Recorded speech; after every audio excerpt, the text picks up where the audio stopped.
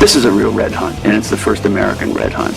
7 policemen were killed, mostly by friendly fire. Foreign-born workers under the leadership of anarchists were seen to be a threat of the first order. And that was Marshall Field I, the merchant prince. But nonetheless, all 8 of them were convicted on conspiracy charges for having, quote, inspired the bomber, end quote. And 5 of those people were sentenced to death by hanging. All the union newspapers are closed down. Hundreds, literally hundreds of labor leaders are put in the different city jails. On May 1st, in remembrance of the Haymarket Massacre in 1886, people around the world got a sense.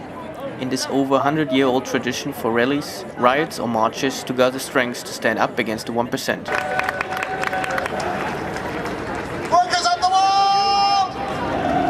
Relax! Here in Vancouver, hundreds spend their afternoon with activities and entertainment at the rally and march organized by committed individuals. In 1886, a group of protest workers went on strike, and they were striking for an 8-hour day. The questions, answers, enemies and solutions are still the same. But today, more people are waking up, not wanting to poison their children or having to kill their neighbors to satisfy greed. Before you can get the sun, you have to put a loonie in the meter, because the sun is now owned by a corporation. So Colombia being the most dangerous country in the world to be a trade unionist, because you are very likely to be putting your life at risk to be a student activist, a trade union leader, or a human rights activist. And the Philippines is the second most dangerous country in the world to be a trade union activist. So it's so important that we reach out in solidarity to people who are more vulnerable than ourselves and to help strengthen their resolve as well. Millions were able to come to the street. At some point there were clashes between the workers who wanted their demands, and I just wanted to let you know that we're not alone. Public sector workers in this province are in bargaining. And we're bargaining under conditions that are always the same when you face right-wing governments. It's not the right time. There will be no new money. There will be no pay raises. The times are tough, and we need to turn that around, and by being united like this, because we know that there's money when they need it. When the rest of the world was setting up May 1st as International Solidarity Day and Labor Day, just right now, Canada and the United States set September as our Labor Day to divide us. It is shameful. They will do everything to divide us, and we need to come together like this. And I'm glad we're here on May 1st, International Solidarity Day, celebrating workers' rights. And glad you're all here, and it is a fabulous day. It's a perfect time to be together. Thank you.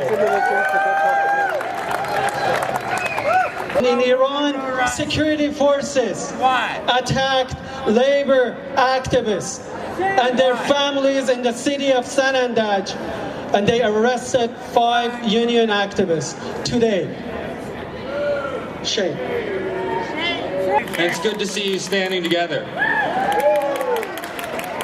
because that's what Mayday is about. And we look in discussing some of the origins of Mayday in 1886, the Haymarket incident. One of the things that's not often touched on is a lot of those people were immigrants to the country, and what was happening is that the government of the day was trying to divide those people from their natural basis of support, which is other people that work for a living. And we're seeing that today.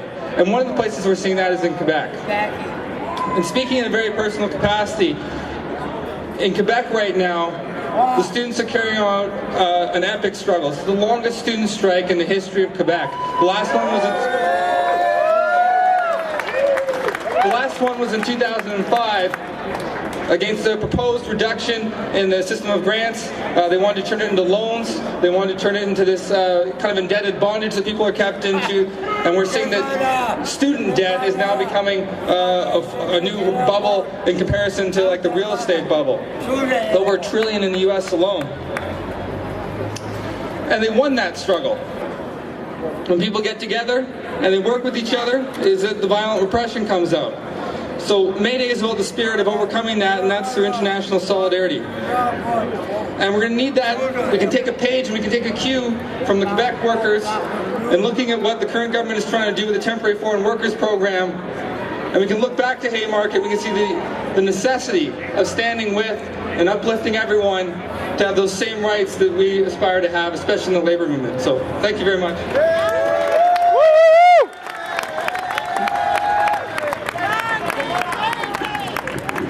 In fact, what this arrogant government has done, they have removed the illegal unconstitutional parts of Bills 27, 28 and put it word for word back into Bill 22. It shows the contempt for the BC Supreme Court and Justice Griffin's decision. Only in British Columbia, Yertle the turtle has become such a political hotbed here, coming out of Prince Rupert. Can you believe that? Symptomatic of what's happening in our province under our BC Liberal government, that this has become a freedom of speech issue. And the quote that's too political for students. I know up on top you are seeing great sights. This is Mac the Turtle. But down here on the bottom, we too should have rights.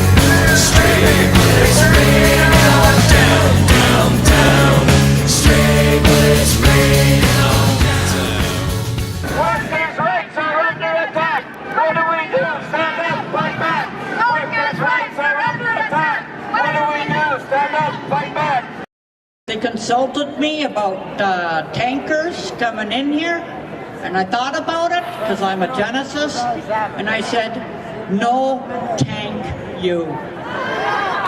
Yeah, no thank you. I was looking too, I saw a sign that said General Strike, and I think I know the guy. I think we beat him at Little Bighorn. It arises in the hearts and minds of the Shambhala warriors. This is the term Shogal Rinpoche used, warriors. Now, you can't recognize a Shambhala warrior because they wear no uniforms, they have no insignia.